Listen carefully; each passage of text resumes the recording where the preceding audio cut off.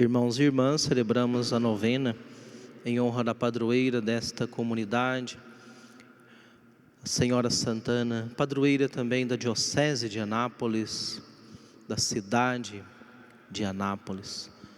Senhora Santana, reina gloriosa sobre todos nós, porque na sua humildade viveu a sua vocação com grande intensidade, sendo a digna mãe da Virgem Maria, cuidando da sua família, levando uma vida simples e religiosa, fez a vontade de Deus, o Pai que está nos céus, que recompensa os humildes, que dá a sua graça àqueles que fazem a sua vontade. Senhora Santana reconheceu o poderio de Deus em sua vida, e dela podemos então aprender essa valiosa lição. Lição que a liturgia da palavra deste domingo, estamos na véspera do 17º domingo do tempo comum, a liturgia nos convida justamente a isso. Reconhecer o poderio de Deus e nos submeter a Ele com humildade, com reconhecimento de que Deus é providente e bom, e nós somos necessitados dEle, e Ele nos atende com amor, com boa vontade, porque nos ama com amor infinito. Na primeira leitura que nós ouvimos, extraída do primeiro livro dos Reis, nós vemos como Deus, lá no Antigo Testamento, por meio do profeta Eliseu, aquele que substituiu na missão aqui. Estou maltratando o microfone aqui, ele está me castigando, né?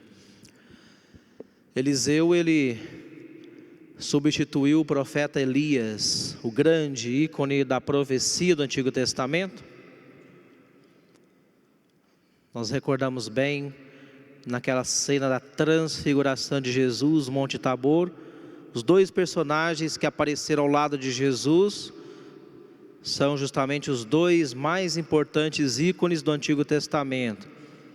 Elias, representando todos os profetas, e Moisés, representando todos os patriarcas da antiga aliança.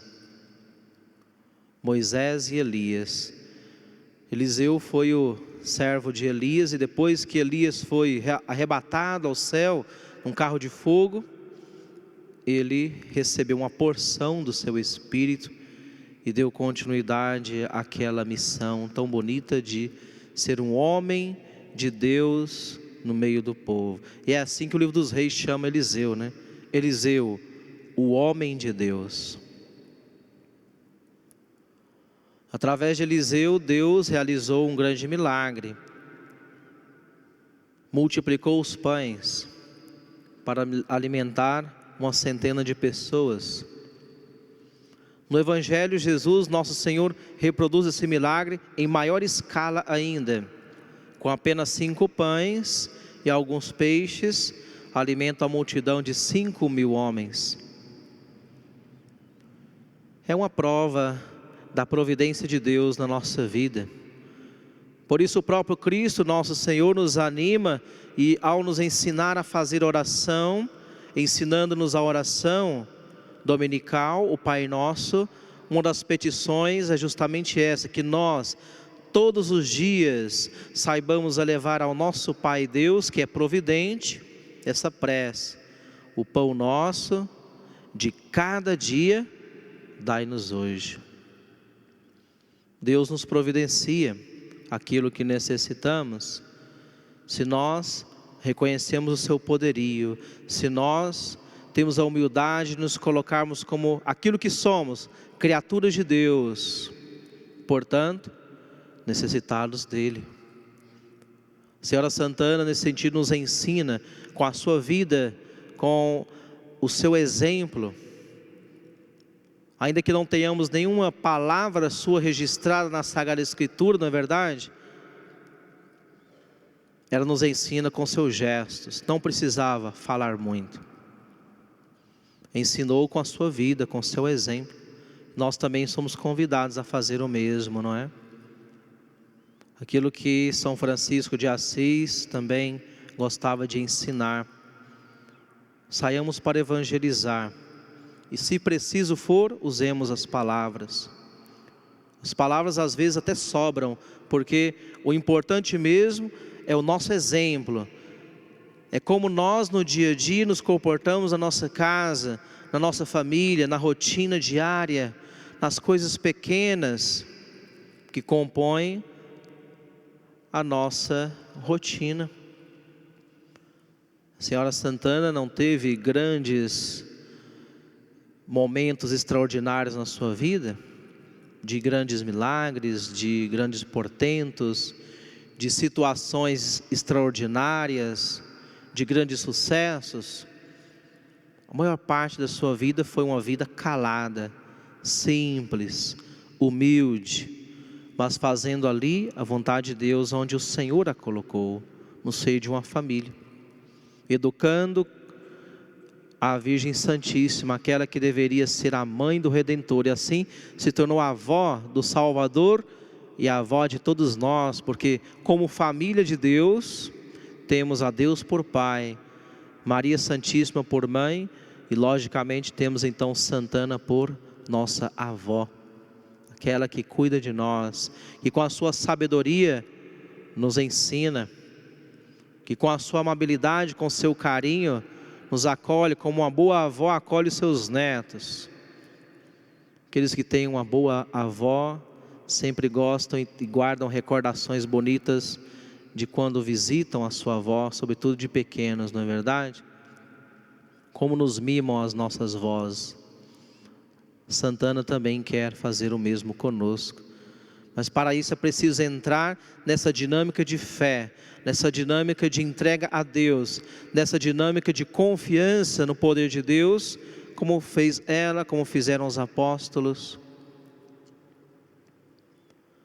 Os apóstolos ainda nos dão um exemplo muito mais reconfortante,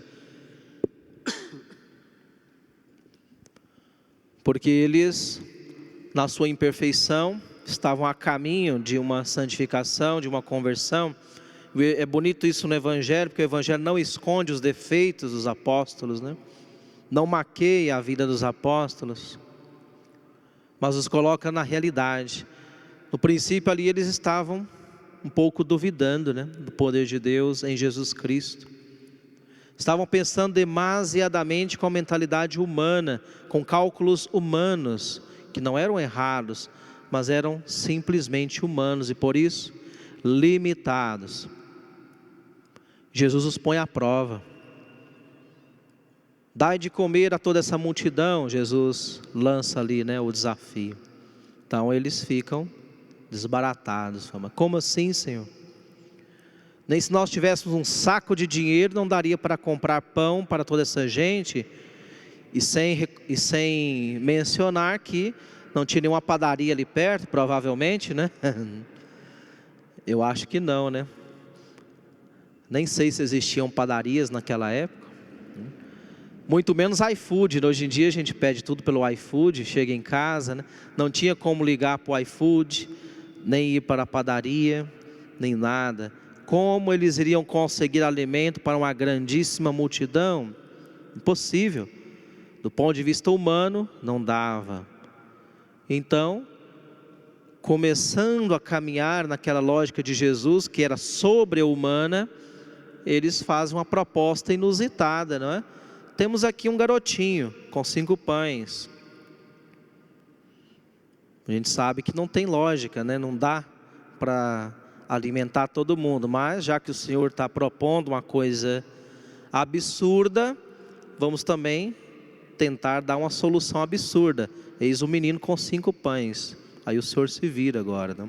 Então eles devolvem o problema para Jesus. E é isso que o Senhor quer. Então eles começaram a aprender, não é?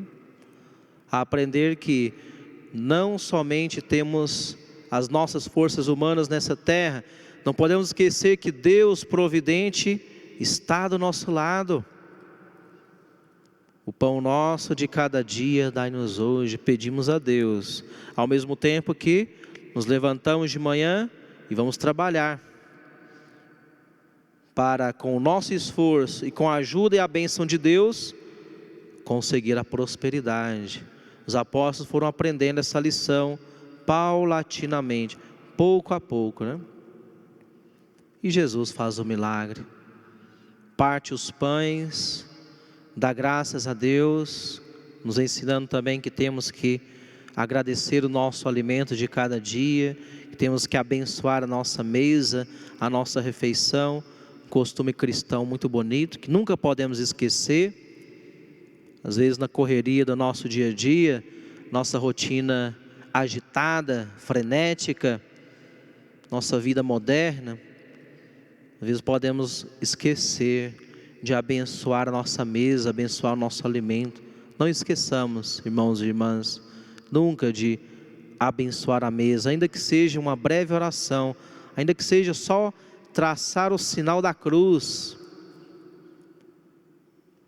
É preciso abençoar o alimento. O pão nosso de cada dia, dai-nos hoje, diz o Pai nosso. Jesus também abençoou, deu graças, partiu, distribuiu para todos e todos comeram e ficaram satisfeitos. Esses gestos do Senhor também nos recordam outra realidade, a Eucaristia, né? Os gestos do sacrifício eucarístico, partir o pão, dar graças, distribuir o pão santificado. Peçamos então a Santana, nossa padroeira, que ela nos ajude a viver essa vida entregue a Deus, confiando na providência do Senhor. Como diziam os espanhóis, a Deus orando e com el mazo dando, rezando e trabalhando, né? Ou seja, a Deus orando e com o martelo golpeando. Que nós trabalhemos e confiemos em Deus, sabendo que a nossa vida não é conduzida só por nós mesmos, mas ajudados pela providência divina, pela intercessão dos santos, conseguiremos mais facilmente alcançar as nossas metas. Que a Senhora Santana então nos abençoe neste 8º dia da nossa novena, que assim seja.